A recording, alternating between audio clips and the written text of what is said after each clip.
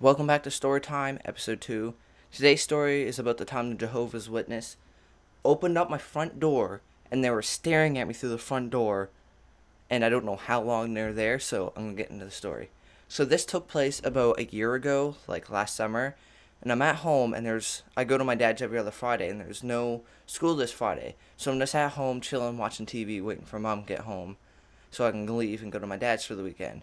And I'm sitting there watching TV, and I see something out of the corner of my eye.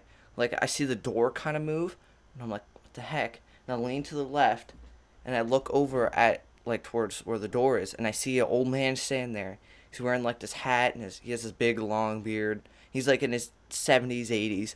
He's just staring at me. And I start freaking out, and I'm just sitting there, I'm like, what the heck? And my heart starts racing. He just looks, as soon as we make eye contact, he just looks away, shuts both front doors we have, and then just stands out there. And I run over to the window, because there's a big window next to the TV, and I look out it, and there's just two, like, 70, 80-year-old men just standing there, and I don't know what they're doing. And I'm sitting there, and I run out, and I was like, hello? And the guy's like, hi, would you have a minute to talk about this? I was like, sure. And then he was like, starts going on about this clock that's, like, always 100% on time or something. I don't know, some random crap. And he just kept going on, and I was, like, so terrified. And then he was like, would you be able to give this to your mom or dad? I was like, yep. And it just slammed the door right in his face.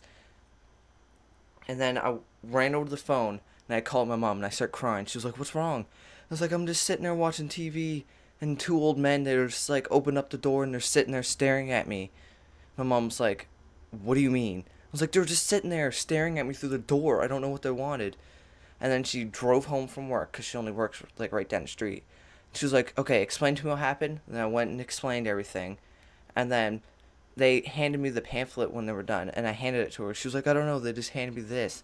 So she went over to the computer. She looked up the phone number and called the church. She was like, you cannot have people come into my house, opening up my front door and, like, staring through. And, like, they had no right to do that and stuff like that.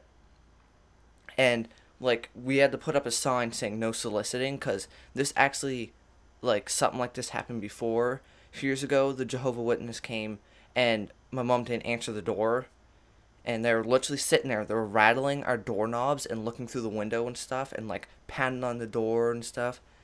My mom was like, just don't answer it, just go in the living room, sit down, just wait for them to leave, I guess. And it was so terrifying. But yeah, that's the story about the time the Jehovah Witness opened up my front door and just started staring at me for no reason.